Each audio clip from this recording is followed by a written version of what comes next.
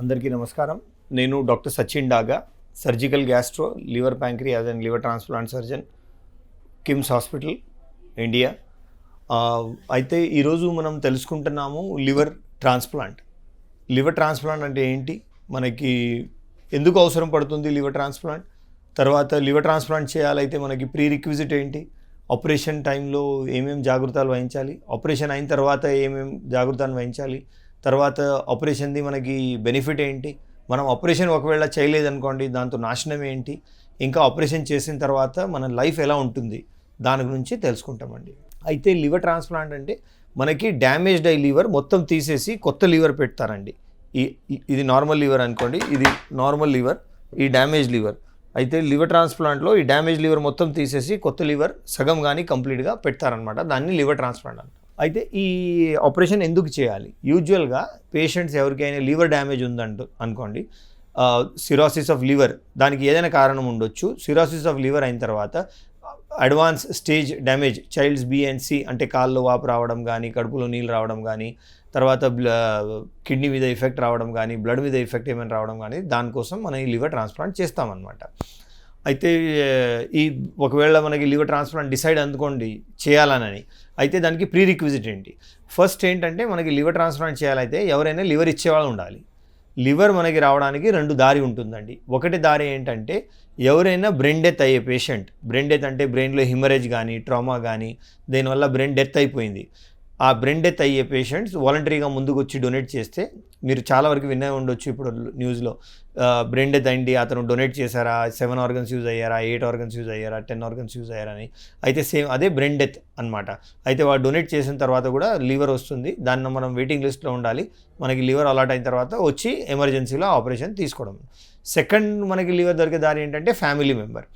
యూజువల్గా ఏ family member 18 నుంచి 55 age మధ్యలో, 19 నుంచి 55 ఏజ్ మధ్యలో ఆ మెంబర్ బ్లడ్ రిలేటెడ్ అంటే అమ్మ, నాన్న, brother, sister, son, daughter, grandson, granddaughter, wife, ఈ మెంబర్సే మనకి ఇవ్వడానికి సిద్ధంగా ఉంటారనమాట. అయితే దాంట్లో కూడా బ్లడ్ గ్రూప్ చాలా ఇంపార్టెంట్. మనకి ఓ బ్లడ్ గ్రూప్ ఎవరికైనా ఇవ్వచ్చు, లేదంటే మనకి పేషెంట్ బ్లడ్ గ్రూప్ ఏముంది ఆ బ్లడ్ గ్రూపే ఉండాలి. ఇంకా ఏబీ బ్లడ్ గ్రూప్ ఎవరి దగ్గర నుంచే తీసుకోవచ్చు. సో అలా మ్యాచ్ చేసి దాని తర్వాత వాళ్ళది బ్లడ్ టెస్ట్ చేసేసి, వాళ్ళది సోనోగ్రఫీ, సిటీ స్కాన్, ఎంఆర్ఐ చేసి లివర్ ఎలా ఉంది దాన్ని మనం కట్ చేసి డివైడ్ చేసామనుకోండి, చేసినాక ఇచ్చేవాళ్ళకి సరిపోతుందా, మిగిలింది ఇచ్చేవాళ్ళకి సరిపోతుందా లేదా, అదే అన్ని క్యాల్కులేషన్స్ జరుగుతాయన్నమాట. ఒకవేళ ఇది అన్నీ ఓకే అయితే డోనర్ యాక్సెప్టబుల్ అనమాట. ఇంకా ఇది చాలా మేజర్ ఆపరేషన్, బట్ దీంట్లో రిస్క్ యూజువల్గా చాలా తక్కువ ఉంటుందండి. అంటే ఒక 100 ఆపరేషన్ చేస్తే ఒక్కరికి కానీ ఇద్దరికి ఏదైనా కాంప్లికేషన్స్ వచ్చే అవకాశం ఉంటుంది. ఈ కాంప్లికేషన్స్ ఎలాగైనా మేనేజ్ చేయాలన్నమాట. బట్ మనకి ముఖ్యం ఏంటంటే ఒకవేళ ఎవరైనా తెలిసి లివర్ ఇచ్చారనుకోండి, అతనికి వచ్చే ప్రాణాపాయం ఏమైనా ఉందా లేదా, ఏ సర్జరీ అయినా దాంట్లో రిస్క్ ఉంటుంది. ఈ సర్జరీలు కూడా ఒక 300 నుంచి 400 డోనర్ ఆపరేషన్స్ జరిగాయనుకోండి, ఒక్కరికి ప్రాణాల అపాయం వచ్చే అవకాశం ఉంటుందన్నమాట. ఈ అన్ని జాగ్రత్తలు వహించిన తర్వాత కూడా ఫస్ట్ పేషెంట్తో టోటల్ మాట్లాడేసి, టోటల్ హిస్టరీ తీసుకున్నాక, బ్లడ్ టెస్ట్ చేసినాక, సిటీ స్కాన్, ఎంఆర్ఐ చేసినాక, దాని తర్వాత వేరే department cardiac, pulmonary, anaesthesia, physician, ఈ క్లియరెన్స్ అన్నీ తీసుకున్నాక కూడా ఒక 300 నుంచి 400 ఆపరేషన్ జరిగితే డోనర్ది ఒక్కరికి లైఫ్ రిస్క్ ఉంటుందన్నమాట. అయితే మనకి ఈ లివర్ దొరికే దారి ఫస్ట్ ఏంటంటే లివర్ ఎక్కడి నుంచి రావాలి, కెడవర్ కానీ లివర్ డోనర్. సెకండ్ ఏంటంటే మన పేషెంట్, ఒక ఎక్స్ పేషెంట్కి లివర్ ట్రాన్స్ప్లాంట్ చేయాలి, అతను ఆ ట్రాన్స్ప్లాంట్ తట్టుకోగలుగుతారా లేదా. దానికి ఫిట్నెస్ ఏంటంటే హార్ట్ ఎలా ఉంది, మన హార్ట్ చెక్ చేయించాలి, ఊపిరితిత్తి ఎలా ఉంది, ఆ ఊపిరితిత్తి టెస్ట్ చేయించాలి. తర్వాత కొన్ని పేషెంట్స్కి చాలా రోజుల నుంచి బీపీ, షుగర్ అలా ఉన్నప్పుడు సైలెంట్ హార్ట్ డిసీజ్ ఉండొచ్చు. అందుకే కొన్ని కేసెస్లో మేము యాంజియోగ్రామ్ కూడా చేసి చూస్తామన్నమాట. ఈ అన్ని టెస్టులు ఫిట్నెస్ అయిన తర్వాత ఒకవేళ పేషెంట్ ఫిట్ ఉంటే పేషెంట్ సిద్ధంగా ఉన్నారు, ఇచ్చేవాళ్ళు రెడీ ఉన్నారా, తీసుకునే వాళ్ళు రెడీ ఉన్నారా. దాని తర్వాత మన టెక్నికల్ ఫిజిబిలిటీ అంటే పేషెంట్ ఆ టైంలో స్టేబుల్గా ఉన్నారా లేదా, మనం ఎంత పెద్ద ఆపరేషన్ చేసినాక ఆర్గన్ ఇచ్చిన తర్వాత అతను ఈ ఆపరేషన్ తట్టుకొని బయట రాగలుగుతారా లేదా, అది కూడా చాలా ముఖ్యం. అంటే అయితే ఈ 3 రెడీ ఉన్నప్పుడు మనకి patient is ready for liver transplant అనమాట. ఇంకొకటి ఏంటంటే కొన్ని పేషెంట్స్ క్యాన్సర్ పేషెంట్స్ ఉంటారు కదా, లివర్లో క్యాన్సర్ ఉంటుంది. లివర్ క్యాన్సర్ బయట నుంచి స్ప్రెడ్ అయ్యి వచ్చే క్యాన్సర్ కాదు, లివర్లో ఉన్న క్యాన్సర్. ఒకవేళ ప్రైమరీ లివర్ క్యాన్సర్ ఉందనుకోండి, ఆ కేసెస్లో కూడా ట్రాన్స్ప్లాంట్ చేస్తాము. ఆ కేసెస్లో మన కొన్ని బ్లడ్ టెస్ట్ చేసేసి తర్వాత CT scan, MRI, PET scan, bone scan అన్నీ చేసేసి అది లిమిటెడ్ టు లివర్ ఉందా లేదా తెలుసుకున్నాక దాని తర్వాతనే లివర్ ట్రాన్స్ప్లాంట్ చేయగలుగుతామంటే. అంటే రూటీన్ ట్రాన్స్ప్లాంట్ చేసే వర్కప్లో, క్యాన్సర్లో చేసే వర్కప్లో ఇది కొద్దిగా అడిషనల్ డిఫరెన్స్ ఉందన్నమాట. ఒకసారి మనం ఈ ట్రాన్స్ప్లాంట్ కోసం డోనర్ రెడీ ఉంది, పేషెంట్ కూడా ఫిట్ ఉన్నారనుకోండి, టెక్నికలీ కూడా ఫిజిబుల్ ఉందనుకోండి, దాని తర్వాత క్వశ్చన్స్ వస్తాయనంటే మనం ఎలా ప్రిపేర్ అవ్వాలా, how should we get prepared for liver transplant అనమాట. అయితే ముఖ్యం ఏంటంటే మనకి ఇది చాలా మేజర్ ఆపరేషన్. ఈ పేషెంట్స్, లివర్ పేషెంట్స్కి మనం ఏం చేయకుండా just because of damage liver చాలాసార్లు హిమోగ్లోబిన్ తగ్గిపోతుంది, ప్లేట్లెట్స్ లో ఉంటాయి, కోయాగులేషన్ డిరేంజ్డ్ ఉంటుంది, తర్వాత కిడ్నీ మీద ఎఫెక్ట్ ఉంటుంది. ఈ అన్ని పరిస్థితిలో మనం సర్జరీ చేసామనుకోండి, ఆ పరిస్థితిలో మనకి కాంప్లికేషన్స్ ఇంకా ఎక్కువ ఇంక్రీజ్ అయ్యే అవకాశం ఉంటుంది. అందుకే ఇది చాలా మేజర్ ఆపరేషన్. ఈ ఆపరేషన్లో ఓవరాల్ రిస్క్ ఉంది 5 to 10% అనమాట. మనం ఒక 100 ఆపరేషన్ చేసామనుకోండి, 5 నుంచి 10 జనాలకి ఆపరేషన్ చేసే టైంలో బ్లీడింగ్ అయ్యే అవకాశం ఉంది. వాళ్ళకి చాలా బ్లడ్ అవసరం రావచ్చు, కొన్నిసార్లు 20 నుంచి 40 ప్యాకెట్లు కూడా అవసరం పడతాయి. తర్వాత ఈ లివర్ మనం ఈ లోపల వెళ్ళి రక్తనరాలు ఉన్నాయి కదా, ఈ రక్తనరాలు మనం కట్ చేస్తాము, ఇది బయట వెళ్ళి రక్తనరాలు కట్ చేస్తాము, కట్ చేసినాక లివర్ మొత్తం బయట తీసిస్తాము. తర్వాత లోపల వెళ్ళినాక ఈ రక్తనరాలు జాయిన్ చేయాలి, ఈ రెడ్, బ్లూ, తర్వాత పిత్తనల్లి కూడా జాయిన్ చేయాలి, బయట వెళ్ళి రక్తనరాలు జాయిన్ చేయాలి. సో ఈ జాయిన్ చేసిన రక్తనరాల్లో కానీ పిత్తనల్లిలో కానీ ఏదైనా మూసిపోయే కానీ అటు నుంచి లీకేజ్ అయ్యే ఛాన్స్ ఉంటుంది. తర్వాత ఈ లివర్ బయట వాడి మన 10 పిల్లలో ఒక కొత్త పిల్ల వస్తే వాళ్ళు ఎలా కొట్లాడతారో సేమ్ అలానే మన బాడీలో బయట నుంచి ఒక ఆర్గన్ వస్తే మన బాడీ రియాక్ట్ అవుతుంది. దాన్ని రిజెక్షన్ అంటాము. ఈ రిజెక్షన్ అవ్వకూడదు అంటే మనం ఏం చేయాలనంటే బాడీ ఇమ్యూనిటీ తగ్గించాలి. ఇమ్యూనిటీ తగ్గించాలైతే మెడిసిన్ ఇస్తాము, స్టీరాయిడ్స్, టాక్రోలిమస్, మైకోమోఫిటిల్, ఈ ట్యాబ్లెట్స్ ఇచ్చేసి ఇమ్యూనిటీ తగ్గిస్తాము. ఇంకా ఈ ఫస్ట్ ఫ్యూ డేస్లో అంటే ఆపరేషన్ అయిన తర్వాత ఇమీడియట్గా ఈ లివర్ మన బాడీతో కలిసిపోవడానికి కొద్దిగా బాడీ రెసిస్టెన్స్ ఎక్కువ ఉంటుంది. సో అప్పుడే మనకి చాలా ఎక్కువ ఇమ్యూనోసప్రెషన్ అవసరం పడుతుంది. ఆ ఎక్కువ ఇమ్యూనోసప్రెషన్ ఇచ్చిన వల్ల ఏమవుతుందంటే మన బాడీ ఇమ్యూనిటీ తగ్గిపోతుంది. బాడీ ఇమ్యూనిటీ తగ్గినాక ఈ లివర్ మన బాడీతో కలిసిపోతుంది. బట్ సేమ్ అదే టైంలో మన బాడీలో ఈ లివర్ కలిసిపోయే టైంలోనే బ్యాక్టీరియా కానీ ఫంగస్ కానీ వైరస్ కలిసిపోయే ఛాన్స్ ఉంటుంది. అందుకే ఈ రిజెక్షన్ కోసం మనం ఇచ్చిన ఇమ్యూనోసప్రెషన్ వల్ల ఇన్ఫెక్షన్ అయ్యే అవకాశం ఉంటుందన్నమాట. అయితే దీంట్లో ఏదైనా ఆపరేషన్లో ప్రాబ్లం వచ్చిందనుకోండి, బ్లీడింగ్ కానీ, బ్లడ్ అవసరం రావడం కానీ, రక్తనళిలో ప్రాబ్లం, పిత్తనళిలో ప్రాబ్లం కానీ, రిజెక్షన్ కానీ, ఇమ్యూనోసప్రెషన్, దీనిది ఇన్ఫెక్షన్ కానీ, దీనిది డైరెక్ట్ ఇండైరెక్ట్ ఎఫెక్ట్ ఏమవుతుందంటే మన హార్ట్ మీద రావచ్చు, ఊపిరితిత్తి మీద రావచ్చు, కిడ్నీ మీద రావచ్చు, కానీ బ్రెయిన్ మీద రావచ్చు. హార్ట్ మీద బీపీ తగ్గిపోవడం, ఊపిరితిత్తి మీద మేబీ వెంటిలేటర్ అవసరం రావడం. అంటే యూజువల్గా ఈ ఆపరేషన్ అయిన తర్వాత నెక్స్ట్ డే వెంటిలేటర్ తీసేస్తాము. కొన్నిసార్లు అది లేట్ అవ్వచ్చు, కొన్నిసార్లు అది తీసినాక మళ్ళీ అవసరం రావచ్చు. తర్వాత కిడ్నీలో యూజువల్గా ఆపరేషన్ ముందు కిడ్నీ ప్రాబ్లం లేదంటే 100కు 1 కిడ్నీలో ప్రాబ్లం వచ్చి డయాలిసిస్ ఏదైనా అవసరం రావచ్చు.